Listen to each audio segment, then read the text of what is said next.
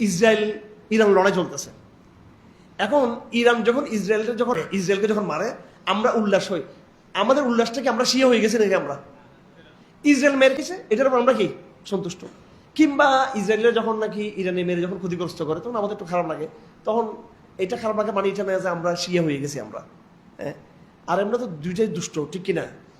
দুইটা কিন্তু দুষ্ট, কিন্তু দুইটা কিন্তু একটা হচ্ছে এই দজ্জালের বাহিনী, আর এটা হচ্ছে, এটাও কিন্তু দজ্জালের, মানে ওটা দজ্জালের একবার কোর বাহিনী, এটা একবার রেজিমের, মানে অরিজিনালটা একবার দজ্জালের, এটা ইসরায়েল। আর ইরানটা হলো দেখি দজ্জালের ছোট গরিব বাহিনী আর কি, এটা ঠিক আছে, গরিব বাহিনী দজ্জাল। এটা এটা আপনারা অনেকে হয়তো আবেগের কারণে এটা নিতে চাইবেন না, আবার নিতে চাইবেন না। আমি কখনো ইসরায়েলের বিরুদ্ধে ইরানকে, আমি এটা বিরুদ্ধে না, আমরা অবশ্যই এখানে একটা স্ট্যান্ডার্ড আমাদের লাগবে। কিন্তু কথা হলো, এই ইসরায়েলের বিকল্প তো ইরান নয়। ইসরায়েলের ধ্বংস চাই, ইসরায়েলের বিরুদ্ধে যুদ্ধ, তা এটা কি ইরানের নেতৃত্ব হবে নাকি? এটা হবে আহসানুল জামার নেতৃত্ব হবে ইনশাআল্লাহ। আরবরা যেমন নাকি মুনাফিক আরব শাসকরা, ইরানরা হচ্ছে ইসনা আশারি কাফের, এদের ইমানও নেই ইসনা আশারি ইরানিদের। হ্যাঁ, তো এখানে এই ওদের যে আকিদের বিষয়টা কিন্তু অনেক বড় ব্যাপার। আপনারা এই কথাটা এখানে চলে, তাফসীরের ভিতরে কথাগুলো চলে আসলে আবার আমাদের সময় চলে যাবে, কিন্তু তারপর যদি কথা আসছে বলে ফেলতেছে। এখানে ইরানের ভীষণটা কি? ইরানের ভীষণটা হচ্ছে পারসিয়ান এম্পায়ার, ইসলামিক পারসিয়ান। আগের পারসিয়ানটা ছিল অগ্নিপূজক পারসিয়ান, আর এখন পর্যন্ত ইরানটা হচ্ছে ইসলামিক পারসিয়ান, সাফাবি ইসলামিক। এটা ইরান হচ্ছে তিনটা উপাদান দ্বারা তৈরি। কটা? তিনটা। পারস্য কালচার, এখনো পর্যন্ত তারা কি করে? নববর্ষ তারা ইয়ে করে, নৌরুজ বলে ওরা, নমোজ তারা। সলাৎ বলে না, কি বলে না? সলাৎ, নমোজ, বক্তে নমোজ করতে আসছে। এটা আমি ডক্টর কাজী দিন মোহাম্মদ মরহুম, ঢাকা ইউনিভার্সিটির, উনি বাংলা সাহিত্যের প্রফেসর ছিলেন, অনেক বড় দার্শনিক ব্যক্তি ছিলেন।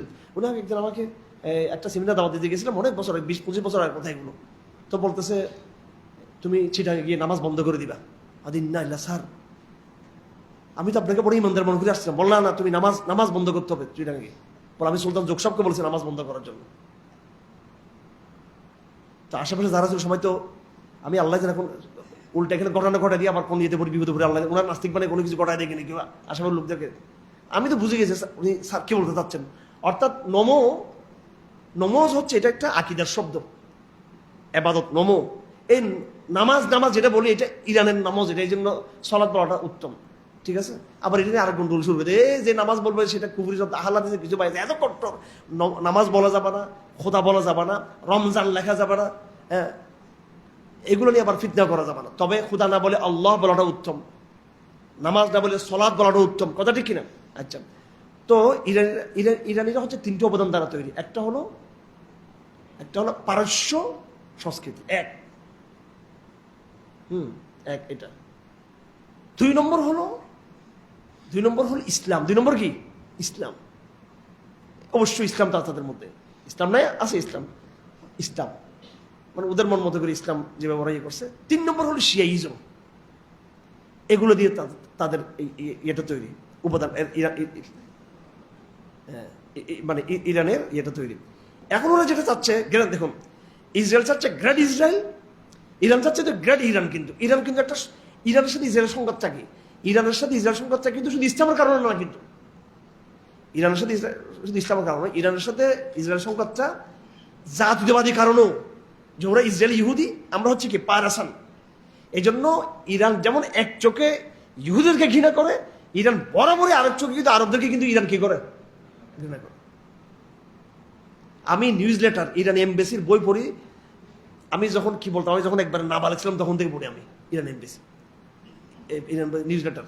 তখন আমি আবার তখন ইরাকের কুয়েত যুদ্ধের সময় ইরানের পক্ষে ছিলাম, তখন ছোট বাচ্চা ছিলাম, ক্লাস 2-3-তে পড়তাম। এই যে এই বারান্দার মধ্যে বসে ক্লাস 2 পড়ছি আমি, এখানে বারান্দায় বসে। কয়েক বছর আগে চিন্তা করেন এগুলো, 1982-83-84 সালের গল্প করতেছি এগুলো। হ্যাঁ, তো ওই এই ইরানি নিউজ লেটার পরিবার আমরা কিরকম মজা পেতাম, শুধু ফাতেমা, আলী, কিরে দেখি যে আবু বকর নাই, ওমর নাই, ওসমান নাই, অন্য সাহাবী নাই, সব নাই। এরা মারাত্মক একটা ইয়ে। যাই হোক, তো ইরান ইসরায়েল যুদ্ধের মধ্যে যেমন নাকি আমরা কখনো, যতই খারাপ হোক, আমরা ইসরায়েলের বসে আমরা খুশি হব, তার মানে আমরা ইরানের পক্ষে হয়ে যাইনি। ঠিক তদ্রুপ রোম এবং পারস্যের লড়াইয়ে কোরআন যে বলতেছে যে কয়েক বছর মধ্যে 7 থেকে 9 বছরের ভিতরেই আবার রোমানরা বিজয়ী হবে, এটা বলে রোমানদের পক্ষে যাওয়া নয়, বরং এটা হলো কোরআন একটা মুআজিজার ঘোষণা দেওয়া। এবং মক্কার লোকটা যে উৎফুল্ল হয়ে গেছে, কি হয়ে গেছে, তারা খুশি হয়ে গেছে, এই খুশিটার বিরোধিতা করা, তাদের বিরোধিতা করা যে না, তোমাদের এই আনন্দের কোনো কারণ নেই। তো এই আয়াতের মাধ্যমে আলিফ লাম মিম গুলিবাতির রুম ফি আদনাল আরদিহিম বা'দা গলাবিহিম সায়াগলিবুন ফি বিদ'i সিনিন কোরআনের ভাষাগুলো দেখেন, কিন্তু এটা 3 বছর হতে পারে, 4 বছর হতে পারে, 7 বছর হতে পারে, 9 বছরও হতে পারে। 3 বছরে কিন্তু বিজয়টা হয় না, তাদের কিন্তু বিজয়টা আরো অনেক বছর পর, 7, 8, 9 বছর পরে গিয়ে এই বিজয়টা হয়েছে। কাদের? রোমানদের বিজয়টা হয়েছে। তো কোরআনের বাণী সত্য প্রমাণিত হয়েছে, এই সূরার মাধ্যমে কোরআনটা মুআজিজা প্রকাশিত হয়।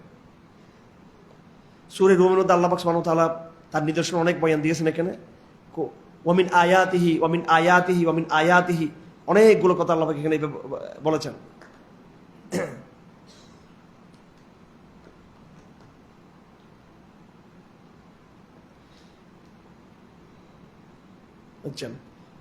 কোরআনে কারীম মেসাল ওয়ালাহুল মাসালু আলা ফিস সামাওয়াতি ওয়াল আরদ, আসমান জমিনে আল্লাহর প্রতিচ্ছবি রয়েছে, আল্লাহ পাকের, আল্লাহর ক্ষমতার প্রতিচ্ছবি, আল্লাহর শক্তি নিদর্শন রয়েছে।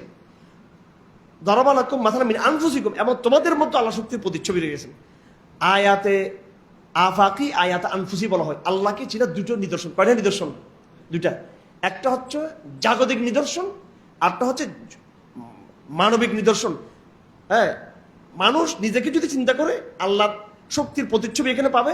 আবার মানুষ যখন নাকি মানুষ নিজেকে বাদ দিয়ে যখন জগৎকে যখন দেখবে, এটাকে বলে আয়াতে আন আফাকি, জাগতিক নিদর্শন। এটাও কিন্তু নিদর্শন। এটাকে আল্লাহ বলছেন মাসাল শব্দ নিয়ে এসছেন এখানে। এরপরে সাম্প্রদায়িকতার শব্দ। ইসলাম হচ্ছে অসাম্প্রদায়িক একটা নাম। ফাকিম ওয়াজহাকা লিদ-দীন হানিফা ফিতরাতাল্লাহিল্লাতী ফাতারান নাস আলাইহা লা তাবদীলা লিখালকিল্লাহ। ইসলাম বলেন, ইসলাম, দ্বীন, ফিতরত, নেচার, এগুলো এক জিনিস। ইসলামটাকে এটাকে ইভেন্ট দিয়ে বোঝানো যাবে না। হ্যাঁ, এটাকে ট্যাবু দিয়ে বোঝানো যাবে না। এটা কোনো ট্যাবু না। ইসলাম কোনো বাহ্যিক কোনো ফাংশন না। ইসলাম এটা কোনো অ্যাক্টিভিজম না।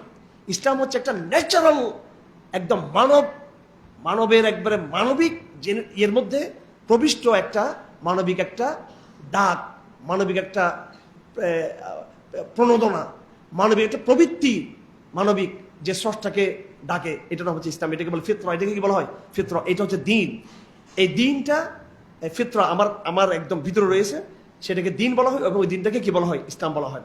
আল্লাহ পাক বলেন মিনাল্লাযীনা ফাররাকু দীনাহুম, এই দ্বীনটাকে পরবর্তী বিভক্ত করেছে কারা? ইহুদি খ্রিস্টানরা। পরনাম হয়ে গেল ইহুদিজম, বুদ্ধিজম, হিন্দুইজম, খ্রিস্টানিজম। আমরা কিন্তু কোনো ইজম, আরবিজম, মোহাম্মদিজম বলে আমরা এদেরকে মোহাম্মদিস্ট বলি। ওরা বুদ্ধিস্ট, আমরা কিন্তু মোহাম্মদিস্ট বলি না। ওরা কিন্তু খ্রিস্টান, একটা প্রতীককে বলে। ওরা জিউস, ওরা ইহুদি। প্রত্যেকেই এক একটা কবিলা, এক একটা নাম, এক একটা ব্যক্তিকে নিয়ে তারা তাদের জাতিতে পরিচয়। আমরা কি বলি? আমরা মুসলিম। এটা না কোনো ব্যক্তি, না কোনো অঞ্চল, না কোনো কিছু প্রতীকের নাম। এটা এমন একটা নাম যেটা কেউ ভাঙতে পারবে না। এটা একদম যেটা মানুষের সত্তার মধ্যে যেটা কি লুকায়িত আছে ফিতরার নামে, আবার যেটা ঐতিহাসিকভাবে যেটা ইউনিভার্সাল, হিস্ট্রিক্যালি এটা একটা ইউনিভার্সাল একটা ব্যাপার ইসলাম। আল্লাহ ওই কথা বলেছেন ফিতরত।